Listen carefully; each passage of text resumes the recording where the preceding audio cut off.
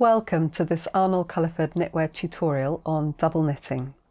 This tutorial is part of our Boost Your Knitting series, 12 projects to teach you 12 new techniques from the world's best hand knitting designers. If you'd like to find out more about Boost Your Knitting or purchase yarns or kits to go with any of the projects in the book, then do click the link up here which will take you straight over to our website where you'll find all the information you need. I'm going to be using my Peaks and Troughs hat, which is one of the designs in Boost Your Knitting, to demonstrate today's tutorial. Double knitting is a really nifty technique, not to be confused with the thickness of yarn double knitting. This is the technique we're talking about, and it's used to create a fabric that has two completely distinct sides. So in this hat design, you're going to be knitting both the inside and the outside of the hat at the same time, and it's really very straightforward to do. I'm going to show you how to work a double knitted fabric. For every stitch that appears on the front surface of the work, we've also got a stitch on the rear of the work. So as we work along the row, we're going to be working in pairs of stitches, and for this basic double knitting, the pairs of stitches are worked so that the first stitch is a knit, and that creates the stitch on the front of the fabric, and the second stitch is a purl, which creates a knit appearing stitch on the rear of the fabric because it's the opposite. This is a very simple double knitted design where the two patterns on each side of the fabric are the reverse of each other. So where you see a red stitch on the front of the fabric, you get a yellow stitch on the rear of the fabric, and where you see a yellow stitch on the front of the fabric, you get a red stitch on the rear of the fabric. So we start with both of our yarns at the rear of the work, and we're going to work the first stitch as a knit stitch in the yellow yarn. And whatever we do to the first stitch of the pair, we're going to do the reverse to the opposite. So we're going to bring both of the yarns to the front of the work, and then we're going to purl the second stitch of the pair with the red yarn. Take both yarns to the rear of the work, and we're going to knit the first stitch, and then we're going to bring both yarns to the front of the work, and we're going to purl the second stitch in the red yarn. It's the opposite colour. Both yarns to the rear. We're going to use the yellow yarn to knit the first of the pair, and then both yarns come to the front, and we're going to purl the second stitch with the red yarn as the opposite. Both to the rear. We're going to knit the first stitch, both to the front, and we're going to purl the second stitch. So we've now done a stretch where all of the stitches on the front of the fabric are going to appear as yellows, and all of the stitches on the rear are going to be reds. And now we're going to switch over, and we're going to knit the first stitch using the red yarn, and we're going to bring both of the yarns round to the front of the work, and we're going to purl the next stitch with the yellow yarn. Both to the rear. And now we're going to go back to doing yellow stitches on the front,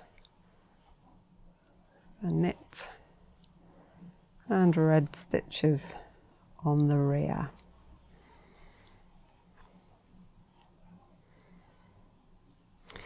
One of the things you just need to look out for is that your yarns don't get caught between each other. The yellow yarn coming from the knit stitch on the front of the fabric is now caught underneath the red yarn that we've used to create the purl. It's caught underneath there. and that will keep the two sides of the fabric joined in a way that you don't want them to be. The yarns will peek through and it'll not be the desired effect. You want the yarns, the yarn doing the knit stitches to always be joined to the other yarn just doing the knit stitches and not caught in with that pearl fabric. So let's undo that stitch. Move the knit yarn out of the way, but still at the front of the work. And now if we purl, the knit is just attached to itself. It's not caught in with that red yarn. And the pearl yarn likewise isn't attached to anything else. And now you just take them to the rear of the work, ready to continue.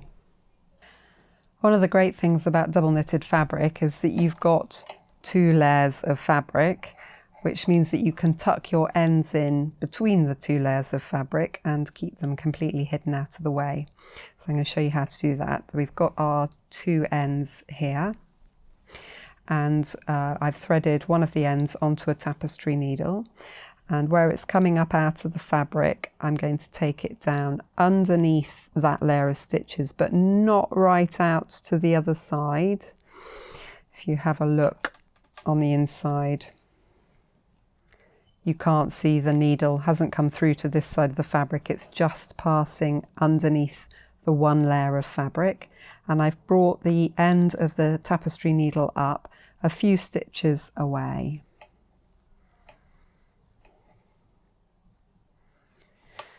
Okay, I'm going to give it a little tug so that the tension there is nice and even. And I'm now going to work a duplicate stitch over these 2 stitches.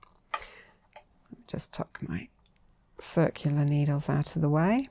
So I've come up at the base of a stitch. You can see the V of the stitch here. And now I'm going to run under the 2 strands of the next stitch above.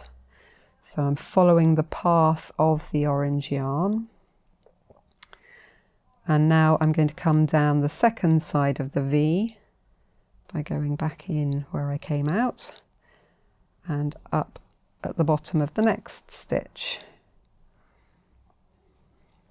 So I've just stitched over those 2 sides of that stitch, and I'm going to do the same here. I'm going to go under both strands of the stitch in the row above and back down where I came out at the beginning. And I'm then going to pass the end right through between the 2 layers of fabric, checking it's not gone through the other side. Some stitches away, and then I can pull the end through. I've pulled the end through, and now if I trim the end and give the fabric a little tug, that end is now totally buried, and you can barely see which stitches I duplicate stitched over. So that orange yarn has been nicely tucked away, being well behaved inside the fabric.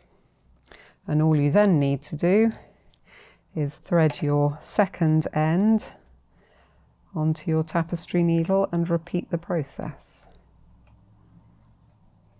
So I've tucked the tail in. I'm going back under where the yarn came out. Come out a few stitches further away at the base of a stitch, and then follow the path of that stitch, so you're duplicate stitching over one of your stitches in the same colour. Obviously you don't want to be changing the colour of a stitch. So I'm just sewing over 2 stitches in a row, and then back down at the base of that stitch and just go through the fabric for a while.